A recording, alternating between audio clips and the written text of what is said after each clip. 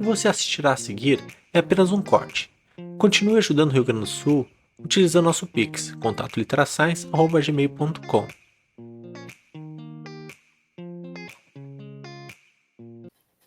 E aí a gente tem vários estudos, né, mas aqui eu trago um exemplo específico de estudos de acompanhamento e de intervenção. Esse aqui é um estudo de 6 anos, que vai demonstrar que existem atividades e características específicas que influenciam nesse nível de densidade óssea, né, e que vai acabar influenciando no nível de rigidez dos ossos.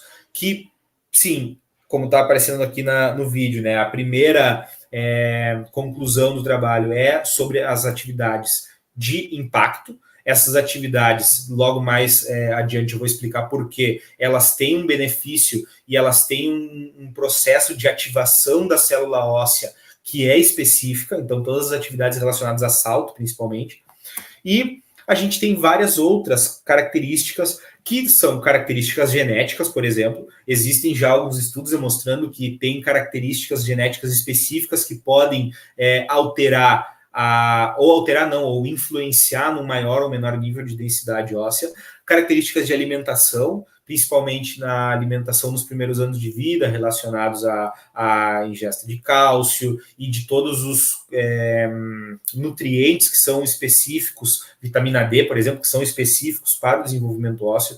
Tem questões relacionadas às diferenças étnicas, tem questões relacionadas à maturação.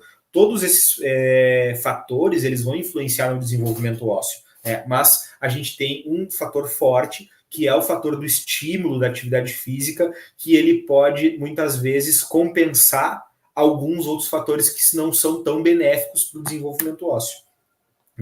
E justamente todos esses fatores, eles vão acabar, que são lá relacionados à infância e adolescência, eles vão acabar impactando nos demais anos da vida, né? E quando a gente pensa, por exemplo, em osteoporose ou perda da massa óssea, a gente obviamente está pensando já em idades mais avançadas, como 60, 70, 80 anos, que aí naturalmente ocorre uma diminuição da massa óssea.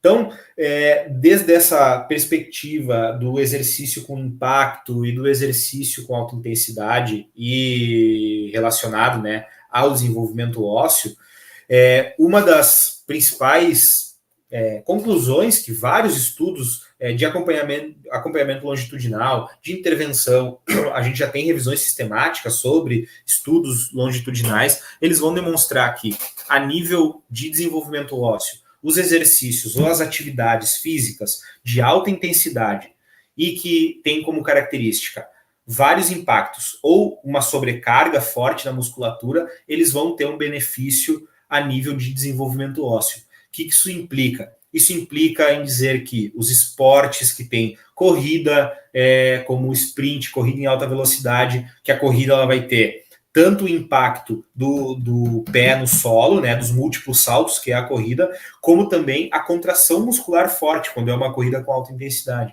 As atividades com circuito, as atividades de treinamento, todas essas atividades que têm uma característica de ser de alta intensidade e que estejam incorporadas atividades que geram impacto, elas são atividades com uma característica que tem benefício para o desenvolvimento dos ossos. A gente fez uma revisão sistemática só incluindo estudos que fizeram intervenções com exercício físico na aula de educação física e qual era o impacto desse exercício físico na densidade e no conteúdo mineral ósseo de crianças. E o que a gente observou? Que a nível geral existe um efeito positivo da inclusão de exercício físico na aula, mas a gente observou que quando a gente fez algumas análises de sensibilidade, dois locais ou duas regiões do esqueleto em específico eram as regiões mais beneficiadas da prática de exercício. E aqui eu estou falando de exercício em geral, porque tinha exercício em circuito, exercícios relacionados a esporte, exercícios de treino de força, alguns outros métodos que agora tem uma lista ali para mostrar para vocês, e esse efeito ele apareceu na região do colo do fêmur, ou seja, na região do fêmur, que é uma região super importante, logo mais já vou comentar, e na região da coluna, principalmente coluna lombar. Então, a gente identificou nessa revisão que algumas regiões específicas, quando as crianças e adolescentes são submetidos a programas de exercício ou treinamento ou atividade física que seja em alta intensidade, existem regiões específicas do esqueleto que suportam mais estresse do que outras.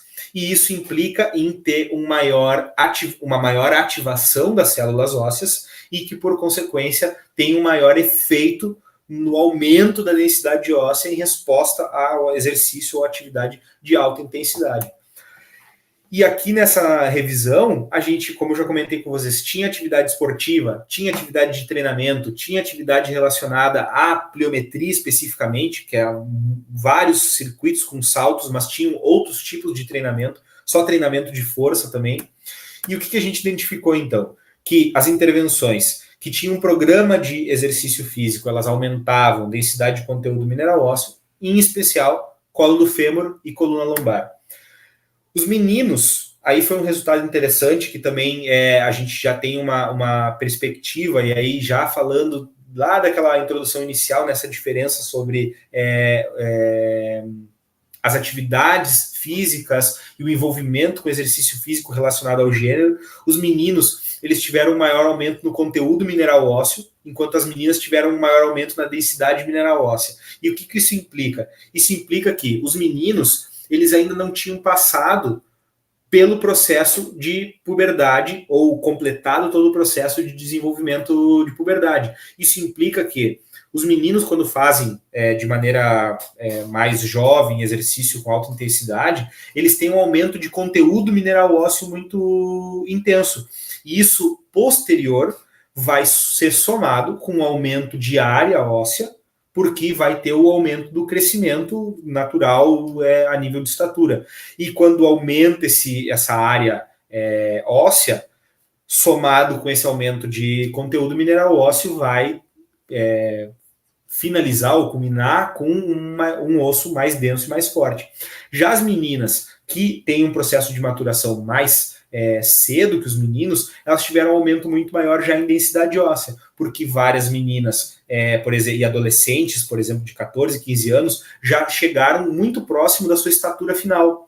E a sua arquitetura óssea, ela já está basicamente formada. Então, tem um aumento já de densidade mineral óssea, porque esse aumento, ele já implica em um conteúdo dentro de uma área óssea específica. Então, aqui a gente tem já essas diferenças.